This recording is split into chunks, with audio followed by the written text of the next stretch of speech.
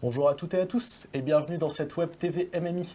Pour cette édition, on va vous parler des métiers post-MMI avec des reportages, des invités notamment qui vont répondre à nos questions et tout ça qui va du coup nous éclairer un peu plus sur le post-MMI. Et donc tout de suite, sans plus attendre, générique.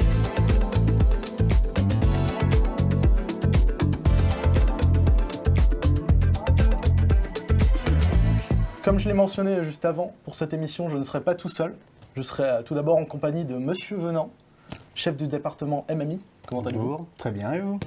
Excellent, moi je vais très bien. Je serai aussi en compagnie de Monsieur Thomas. Bonjour. Ancien MMI, donc. Actuellement, vous travaillez dans l'entreprise Gulfstream. Si Exactement, je dis pas de bêtises. c'est exactement ça. Excellent, comment allez-vous ? Très bien, merci. Parfait. Et enfin, Madame Marfizi, qui est donc enseignante chercheuse à l'IUT de Laval dans le pôle informatique, si je ne dis pas de bêtises. Comment allez-vous ? Très bien, tout à fait, c'était ça. Le premier reportage qui porte sur un studio qui s'appelle le Studio V3. On regarde ça tout de suite.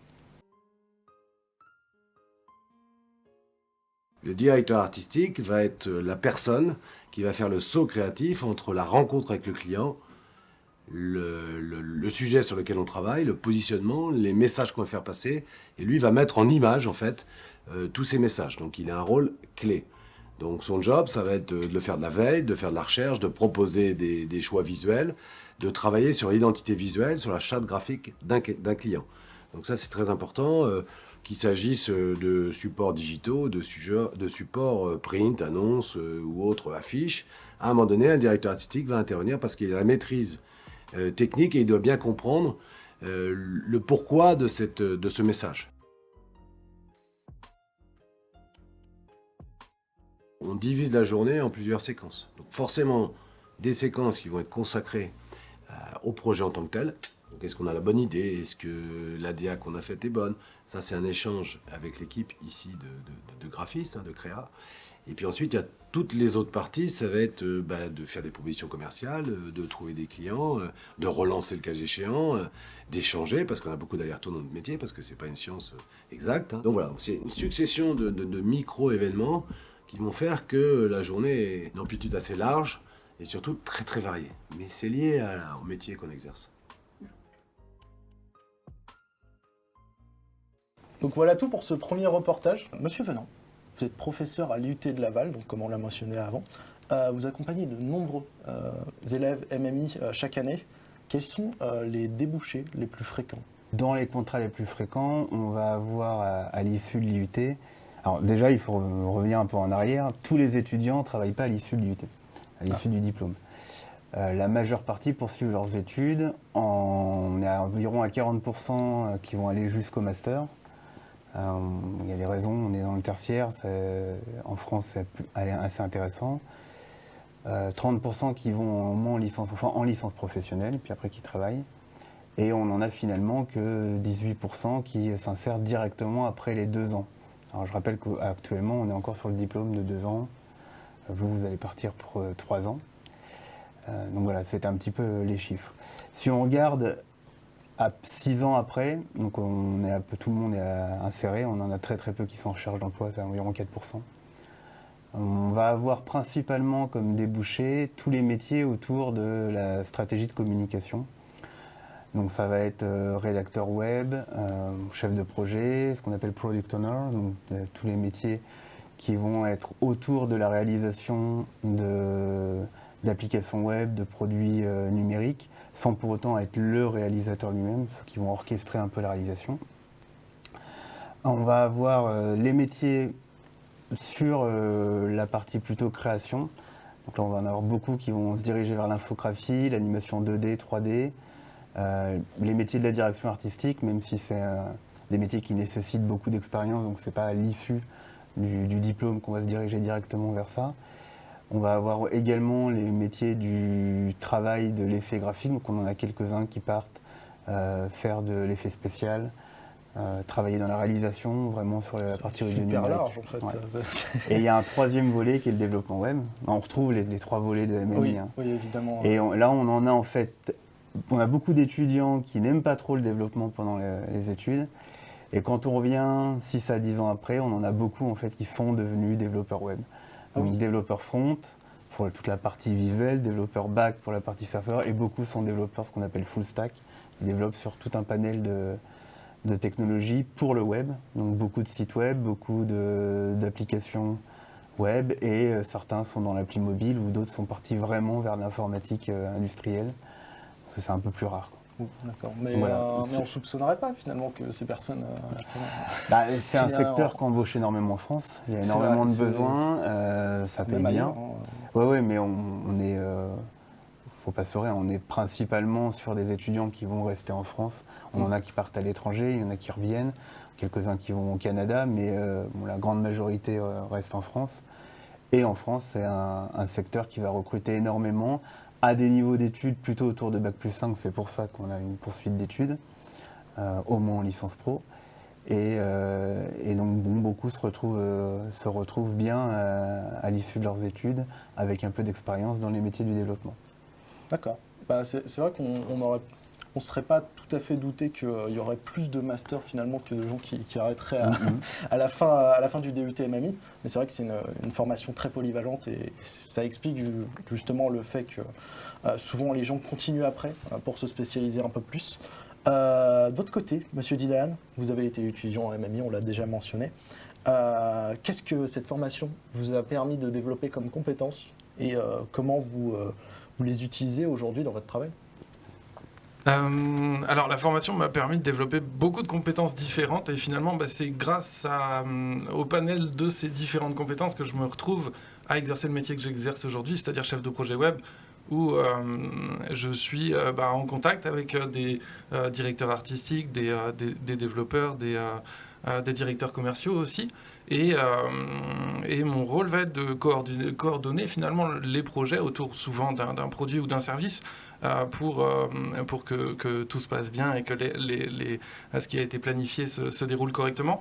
Et l'avantage d'avoir ces compétences-là, et c'est vraiment la première chose, en tout cas moi, que j'ai trouvé comme gros avantage par rapport à d'autres personnes qui auraient pu postuler au même poste que moi, ayant fait d'autres formations, c'est la pluridisciplinarité, vraiment le fait de comprendre les contraintes du travail de chacun et de pouvoir finalement mieux appréhender ou anticiper les problèmes qu'on pourrait avoir en travaillant sur un aspect spécifique d'un produit ou d'un service et finalement avoir une vision un petit peu plus globale qu'une personne qui serait peut-être un petit peu plus spécialisée dans un domaine particulièrement. C'est vraiment le point qui m'a beaucoup aidé. C'est l'atout majeur, ouais. Complètement. Après, j'ai bien évidemment moi-même, je me suis spécialisé aussi et j'étais plutôt orienté sur la partie développement pour le web, orienté pour le web. Et donc c'est surtout ça qui m'a aidé aussi à rentrer dans l'entreprise dans laquelle je suis aujourd'hui. Ce qui est une force qu'on ne mentionne pas forcément toujours en MMI, c'est que même si vous vous spécialisez plus tard, en fait, le fait que vous ayez plusieurs compétences fait que le travail en équipe est vachement facilité. Et donc, on va justement enchaîner directement un deuxième reportage pour montrer un autre métier, cette fois, qui est toujours un petit peu dans la dynamique de la créativité, mais qui est aussi un autre panel de MMI, qui est donc le métier de graphiste. Et c'est donc un reportage sur le studio CQEG. Alors, je m'appelle Julie, je suis graphiste indépendante, je suis installée à Laval. Aujourd'hui, le métier de graphiste est de plus en plus sollicité dans de nombreux domaines, allant du simple logo à la construction entière d'une identité d'entreprise. Nous avons donc cherché à en apprendre plus sur cette profession et Julie Paillard, créatrice du studio CQEG, a bien voulu répondre à nos questions. Ma mission, c'est d'accompagner des professionnels ou des collectivités dans la création de leur support de communication. Donc, créer des supports soit papier, soit web. Alors, j'ai fait une formation communication au sens large et c'était vraiment la partie création qui me plaisait, raison pour laquelle je me suis installée à mon compte. Après avoir travaillé en agence de communication puis pour une marque, Julie a décidé de monter son propre studio de graphisme indépendant, CQEG. Alors quand je rencontre un client pour la première fois, d'abord j'essaie de le rencontrer dès le début du dossier pour qu'il puisse m'expliquer son projet Et suite à ça, je lui chiffre le projet, donc je lui crée un devis, que j'accompagne souvent d'une esquisse pour qu'il puisse juger de ma patte graphique. Alors j'ai l'habitude de travailler avec certains partenaires sur la partie développement, par exemple sur un site internet. Moi je vais vraiment faire la partie créative web design et ensuite le développeur lui va s'attacher par exemple à développer le site. Le métier de graphiste requiert une grande flexibilité en plus de s'adapter aux demandes de ses clients. Il se doit d'adapter ses méthodes de travail en fonction des différentes évolutions esthétiques et technologiques. Difficile à dire de se projeter sur l'avenir du métier de graphiste parce que c'est un métier qui s'adapte beaucoup et encore plus en ce moment. Moi, quand j'ai commencé à travailler, par exemple, tout ce qui était réseaux sociaux, ça n'existait pas du tout. Aujourd'hui, c'est des supports sur lesquels on est amené à créer des visuels. Et à la fois, quand j'étais plus jeune, on entendait dire que le papier c'était fini. Pour autant, aujourd'hui, on fait toujours des supports papier. Donc, difficile d'imaginer ce que ce sera le métier de demain. Ce qui est sûr, c'est qu'il y aura forcément des nouveautés et des choses sur lesquelles il faut s'adapter. Le graphiste fait ainsi partie de tout un engrenage de métiers amenés à travailler ensemble pour la création web et multimédia. Chargé de communication, rédacteur web, UX designer, intégrateur web, ces métiers se développent de plus en plus dans notre société contemporaine. Ce sont désormais des indispensables du monde de l'entreprise. Voilà tout donc pour ce reportage, Madame Marfisi. Vous avez l'occasion d'être maître de stage, vous avez eu l'occasion d'être maître de stage à plusieurs reprises même. Oui. Pourquoi vous proposez des stages au MMI, sachant que vous êtes plutôt dans le pôle informatique? Quelles compétences vous valorisez chez eux? Alors peut-être qu'il faut que je remette en contexte mon travail. Pourquoi pas alors je prends les MMI, donc soit en stage, soit en projet tutoré, et j'en ai pris effectivement beaucoup, parce que je trouve que vous êtes très compétent sur plusieurs éléments que je vais développer. En fait, il faut donc remettre en contexte mon travail de recherche porte sur les jeux éducatifs. Et du coup, les jeux éducatifs numériques, et, enfin, des fois numériques, enfin surtout numériques, des fois pas numériques. Mais du coup, on a besoin d'un ensemble de choses. Déjà, la compétence en graphisme, qui est très importante pour rendre un jeu joli. Toute la partie visuelle du jeu est très importante. Ça donne pas trop envie, un jeu qui n'est pas très esthétique. Voilà, tout à fait. Et ça va même jusqu'au matériel aussi, la fabrication du matériel, le fait d'avoir des découpes avec des belles découpes laser ou des pièces en modélisation 3D, etc. Et ça, c'est des choses qu'en informatique, on ne sait pas forcément faire. Ou alors, on va juste chercher des choses sur Internet. Mais voilà, c'est pas du sur-mesure. Et le fait d'avoir cette patte graphique-là, elle est très importante. Et du coup, je l'utilise. En fait, les informaticiens, on développe le jeu. Donc, il fonctionne, mais il est très moche. Et du coup, on a besoin de vous pour faire tout l'habillage graphique et les pièces de jeu qui vont avec. Et ça va jusqu'à l'habillage sonore aussi, parce que quand on a un jeu, on peut avoir un scénario avec des personnages qui parlent. Et du coup, on a besoin des voix des personnages. Et donc finalement, vous comptez sur les stagiaires MMI énormément. Pour valoriser la partie graphique, donc même de la 3D. Donc, alors si je oui, comprends bien. Effectivement, donc il y a tout ce qui est réalisation graphique, il y a aussi modélisation 3D.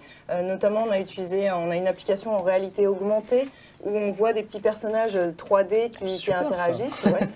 Et du coup, ils ont dû modéliser aussi les personnages 3D, modéliser leurs mouvements et rajouter les voix en plus par-dessus. Ah, ils font même l'habillage sonore. Voilà. Oh là là, et une fois qu'il y a ça de fait, donc ça c'est l'habillage graphique des outils qu'on propose, il y a toute la partie communication, puisqu'en recherche, en fait, on écrit des articles de recherche, on communique sur nos projets. Et donc, il faut, comme je pense toutes les entreprises ou tous les projets, un site web. Je ne doute pas que les stagiaires vont s'y plaire et que du coup, ceux qui travaillent sur ce projet vont l'adorer. On va passer directement au dernier reportage. Nous retrouvons aujourd'hui François Korfmat, chargé de communication à la préfecture de Laval, qui va nous en apprendre un peu plus sur son métier. Alors François Korfmat, donc je suis chef du bureau de la représentation de l'État et de la communication interministérielle. Notre objectif, c'est de mettre en avant l'action de l'État, l'action de l'ensemble de services de l'État, et également aussi on va promouvoir l'ensemble des politiques publiques sur le département de la Mayenne. Alors mes missions concrètes, globalement, ça va être beaucoup d'encadrement, donc dans la réalisation des projets. Globalement, moi, ça va être de l'animation. Je vais fixer des objectifs à court, moyen, long terme. Il n'y a pas forcément de journée de type, et c'est ça en fait qui est d'ailleurs très plaisant dans ce métier, dans cette fonction. Ouais.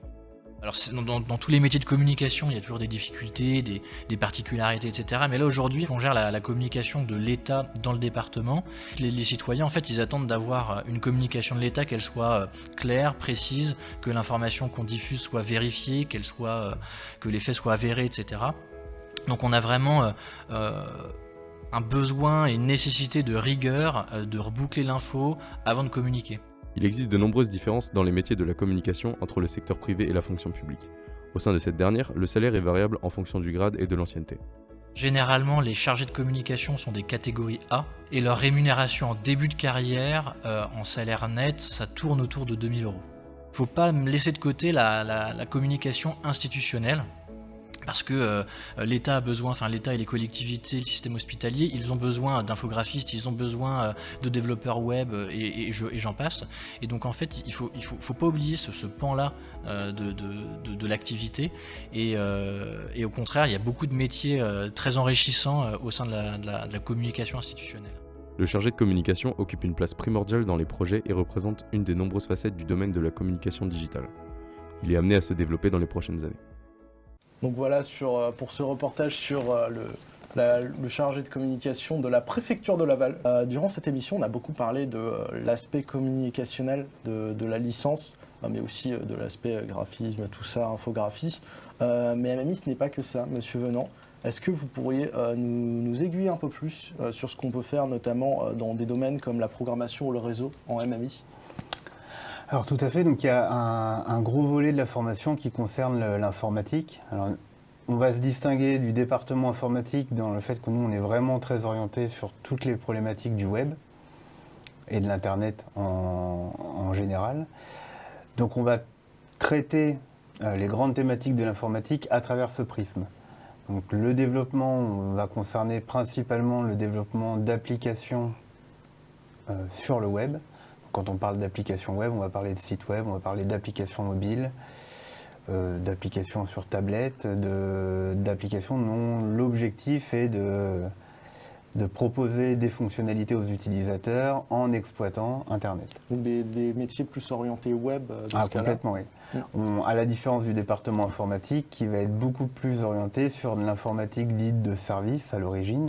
Il y a des recoupements, ils font un peu de web, on fait un peu de modélisation de données, etc. Mais eux vont aller beaucoup plus loin sur des problématiques autour du système d'information, de la modélisation d'un de ces systèmes, du travail autour des bases de données. Ils vont aller plus loin dans l'algorithmique, plus loin dans les fondamentaux. Là où nous, on a forcément moins d'heures de cours puisqu'on a tous les autres volets qu'on a vus auparavant, en termes d'infographie, d'audiovisuel. Et après, nous, on va aussi amener des fondamentaux quand même pour nos étudiants. Donc, outre le développement, il y a aussi besoin de connaître des éléments de réseau, puisque vous manipulez le réseau. Alors, je sais que ça ne plaît pas à tous les étudiants, mais on doit passer par là. Ça fait débat au sein même des étudiants. Ouais, mais on ne peut pas penser une interaction utilisateur à travers Internet sans comprendre comment fonctionne Internet, sans en comprendre, alors je ne parle pas des mécaniques profondes d'un point de vue protocolaire ou d'un point de vue très technique, mais au moins de comprendre les paradigmes d'échange, les limitations que ça impose, ce que ça peut influencer sur la société, sur le citoyen. Donc on vous forme aussi à ça. Après, on se doit aussi de vous fournir des éléments de sécurité, parce que vous allez être amené à déployer des applications sur le web. Qui dit application à accès public dit forcément possibilité de faille, possibilité d'attaque. Oui, vous devez avoir des éléments. Et intrinsèquement à ça, on a aussi un objectif, puisqu'on vous forme en informatique, de vous former en tant que citoyen du XXIe siècle avec des éléments de connaissance plus généraux dans le numérique et une compréhension un peu plus subtile de l'effet de ce que d'Internet, des applications qu'on déploie sur notre environnement. Que ce soit sur des questions sociétales, que ce soit sur des questions écologiques, où on vous amène petit à petit à avoir une réflexion, un positionnement sur vos choix technologiques en fonction de l'impact qu'ils vont avoir sur l'écologie. Ça, ce sont aussi des questions qu'on aborde. Alors on va pas très loin, mais on vous fournit déjà des premiers éléments de réflexion pour étayer après votre positionnement à l'avenir. C'est ce qui va conclure, je pense, que notre émission. Je tiens à remercier les gens qui ont fait les reportages, justement. Et je pense que c'est là-dessus que ça va conclure notre émission. Ce sera tout, donc au revoir.